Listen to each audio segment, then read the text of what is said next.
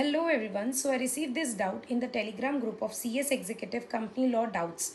So first I'll read out the doubt and after that I'll explain you the proper answer along with the example. So doubt है एक बच्चे को ये paragraph समझ में नहीं आया. The heading of the paragraph is pari passu clause in case of debenture. It's reading like debentures are usually issued in a series with a pari passu clause and it follows that they would be on an equal footing as to security and should the security be enforced the amount realized shall be divided pro rata, that is they are to be discharged rateably. So ये doubt है. अब मैं इसको ये पढ़ने में तो बहुत कॉम्प्लिकेटेड लग रहा है लेकिन जब मैं आपको इसको एग्जाम्पल के साथ समझाऊंगी ये आपको बहुत अच्छे तरीके से समझ में आ जाएगा. तो एक एग्जाम्पल लेते हैं. मान के चलो ये हमारी ये क्या है कंपनी, ये हमारी एक कंपनी है एंड लेट्स से कंपनी ने कुछ डिबेंचर्स इशू किए हैं. लेट्स से 2 करोड़ के सिक्योर्ड डिबेंचर्स इशू किए हैं. किसको? एक पर्सन को. उसका नाम है लेट्स से मिस्टर ए. सो ये एक एग्जांपल ले रहे हैं हमने 2020 में. 2020 में कंपनी ने कुछ सिक्योर्ड डिबेंचर्स इशू किए हैं मिस्टर ए को 2 करोड़ के. सिक्योर्ड डिबेंचर्स मतलब उस डिबेंचर्स के बदले कंपनी ने कुछ अपनी प्रॉपर्टीज़ गिरवी रखी हैं. ठीक है. अब मान के चलो हुआ क्या, थोड़े टाइम के बाद कंपनी ने 2002 में, मान के चलो 2 साल के बाद 2022 में कंपनी ने फिर से नए सिक्योर्ड डिबेंचर्स इशू किए अनदर पर्सन को और इनका नाम है मिस्टर बी. तो हो क्या रहा है यहाँ पर, कंपनी ने पहले 2020 में कुछ 2 करोड़ के डिबेंचर्स इशू किए थे मिस्टर ए को और यहाँ पर कंपनी ने मान के चलो कुछ 3 करोड़ के डिबेंचर्स सिक्योर डिबेंचर्स इशू किए हैं मिस्टर बी को 2022 में. सिक्योर डिबेंचर्स मतलब इसको भी मिस्टर बी को भी डिबेंचर्स इशू करके बदले में कुछ कंपनी ने क्या कर दिया, गिरवी रख दिया, अपनी प्रॉपर्टीज़ मॉर्गेज रख दी मिस्टर बी के पास. अब अगर मैं आप लोगों को बोलूँ क्या ये दोनों डिबेंचर्स इक्वल रैंकिंग होते हैं तो आप लोग बोलेंगे नहीं. इक्वल रैंकिंग मतलब मैडम इसको भी एक दूसरे एग्जाम्पल के साथ समझते हैं. मान के चलो कंपनी वाइंडिंग अप में चली गई या फिर कंपनी इंसॉल्वेंट हो गई, कंपनी इंसॉल्वेंसी वाइंडिंग अप में चली गई.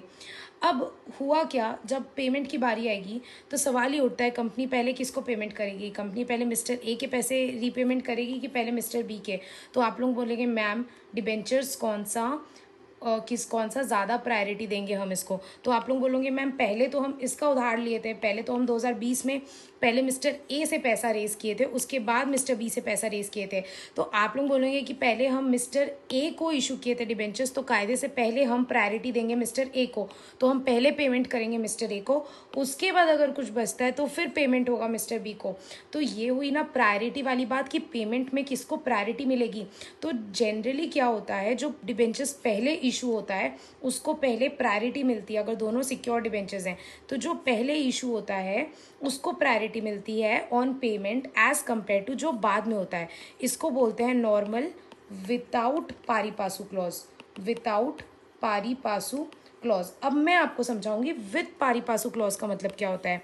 विद पारी पासू क्लॉज का मतलब मान के चलो जब कंपनी ये सेकेंड डिबेंचर्स इशू कर रही थी तब कंपनी ने बोल दिया ये जो सेकेंड डिबेंचर्स है ना ये होंगे पारी पासू विद एग्जिस्टिंग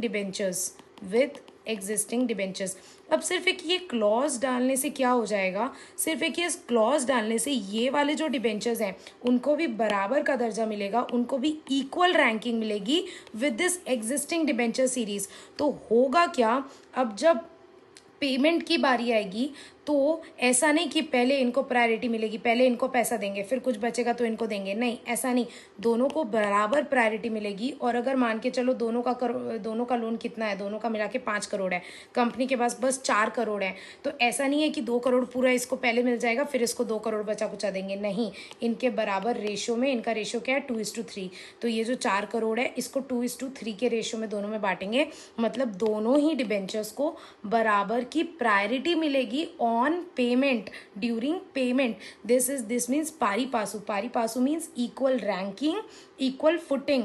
मतलब रीपेमेंट के टाइम पे दोनों को इक्वल रैंकिंग दी जाएगी, इक्वल फुटिंग दी जाएगी irrespective of the time when they are issued. भले ही ये वाला 2020 में इशू हुआ है, ये वाला 2022 में इशू हुआ है, बट क्योंकि हमने दोनों को पारी पासू क्लॉज दे दिया तो कंपनी ने एक पारी पासू क्लॉज देकर ये बोल दिया कि फर्क नहीं पड़ता कि एक पहले इशू हुआ है एक बाद में, हम फिर भी दोनों को पारी पासू ट्रीट करेंगे, यानी कि हम दोनों को इक्वल ट्रीट करेंगे एंड दोनों को रीपेमेंट में इक्वल प्रायोरिटी मिलेगी। आई होप ये पॉइंट आपका क्रिस्टल क्लियर हो गया है। अब इसको एक बहुत अच्छा एग्जाम्पल देती हूँ आपको, जिससे आप कभी ये भूलोगे नहीं।